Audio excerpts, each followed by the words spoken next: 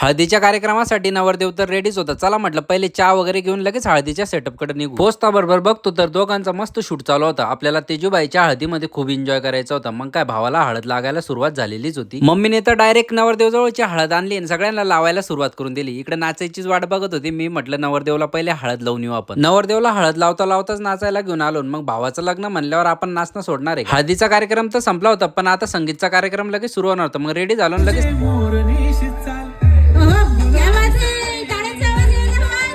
मस्त फोटोशूट चालू होता. तेवढ्यात नवरदेव नवरीच्या भावांना बोलावून घेतलं स्टेजवर. एक गेम खेळायचा होता. बसलेल्या पब्लिक मधून लेडीज हातरुमाला आणायचं होतं आणि चेअरवर जाऊन बसायचं होतं. मी तर पहिल्याच राऊंड मध्ये बाहेर निघून गेलो होतो, पण भैया तर नवरदेवकडून चांगला स्टेप देत होता. ते पण 5 फुटाची लांब उडी मारून सेल्फीसाठी पोहोचलो. दोघांची एंट्री तर खूप झक्काच झाली होती आणि खरंच खूप मजा पण येत होती आणि सगळे फंक्शन एन्जॉय करत होते. इकडे तर यांना बोलून फुटेपर्यंत डान्स दिलेला होता. दोन्ही फॅमिलीकडून 2 टीमा बोलवलेल्या होत्या आणि प्रत्येक गाण्याचे रिलेटेड वस्तू उचलायची होती. आम्ही तर पहिल्याच गाण्यावर बाजी मारली.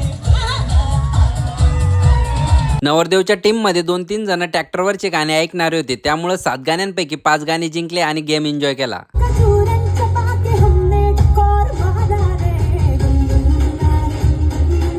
डान्स करताना नवरदेवच्या बहिणीच्या पायाला लागून गेलो होतो. ते बघितलं आणि लगेच नवरदेवचा डान्स होता तो मस्त एन्जॉय केला. नवरदेवचा डान्स संपल्याबरोबर स्टेजवर नाचून घेतला आणि भूक पण खूप जोरात लागली. जेवण झाल्यानंतर फुल एनर्जी मध्ये डान्स केला आणि हळदीचा कार्यक्रम एन्जॉय